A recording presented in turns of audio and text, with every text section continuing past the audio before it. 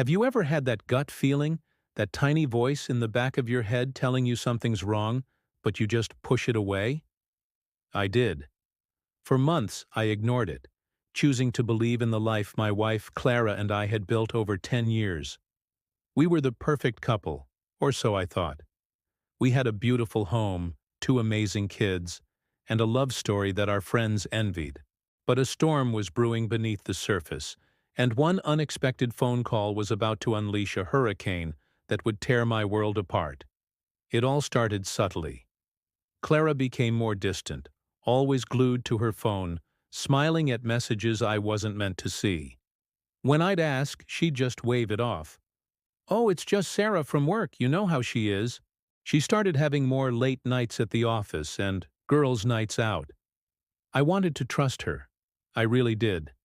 This was Clara, my high school sweetheart, the woman I promised to love and cherish forever. Doubt felt like a betrayal. So I convinced myself I was just being paranoid, that the stress from my own job was making me see shadows where there were none. I chose blissful ignorance over a painful truth. The kids felt it too. My 8-year-old daughter, Lily, once asked me, "Daddy, why is Mommy always on her phone? Is she mad at us?" I knelt down, hugged her tight, and promised her everything was fine. I told her Mommy was just very busy with work, a lie that tasted like ash in my mouth. I was not only lying to myself, but also to my innocent children. The happy family portrait we presented to the world was becoming a masterpiece of deception, and I was one of its primary artists, painting over the cracks with false reassurances and forced smiles. The turning point came on a Tuesday. I remember it was raining, a relentless downpour that matched the turmoil in my soul. I was heading home early, hoping to surprise Clara and the kids. As I pulled into the driveway, my phone rang. It was an unknown number. I almost ignored it, but something compelled me to answer. "Hello?" I said.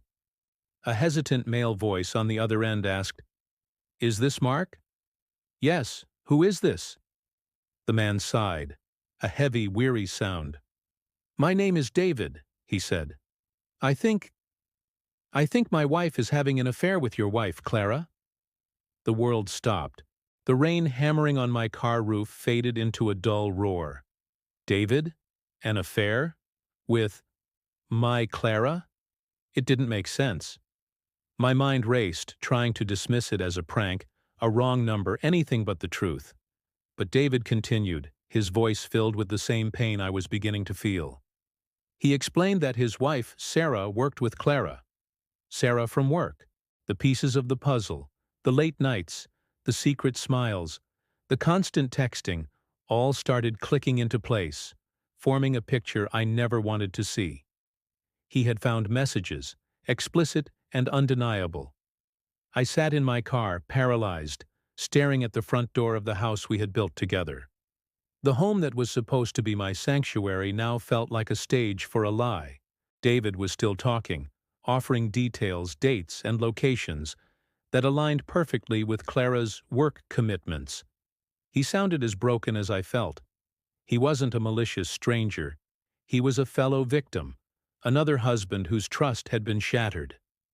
The rain kept falling, washing away the carefully constructed fantasy of my perfect life, leaving only the cold, hard, and heartbreaking reality. Gathering a strength I didn't know I possessed, I thanked David and ended the call.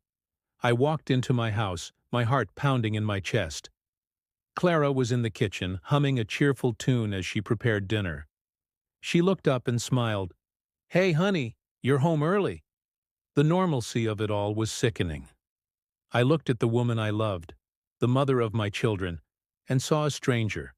The question I had been too afraid to ask for months finally escaped my lips, my voice barely a whisper. "Clara, who is David?" The color drained from her face. The smile vanished, replaced by a mask of panic and disbelief. In that moment of silence, in her wide, guilty eyes, I had my answer. The secret was out. The charade was over. There was no going back. The conversation that followed was the hardest of my life.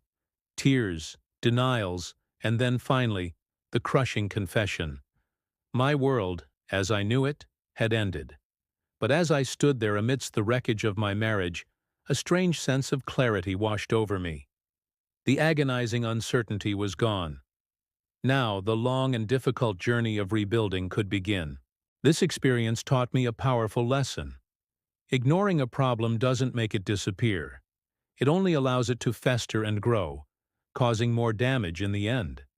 Facing the truth, no matter how painful, is the first step toward healing and finding a new path forward.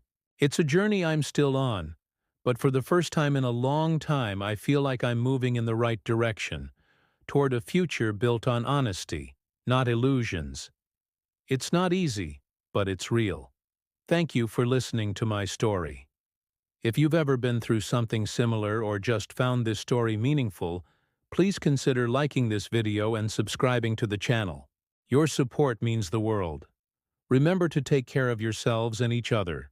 See you next time.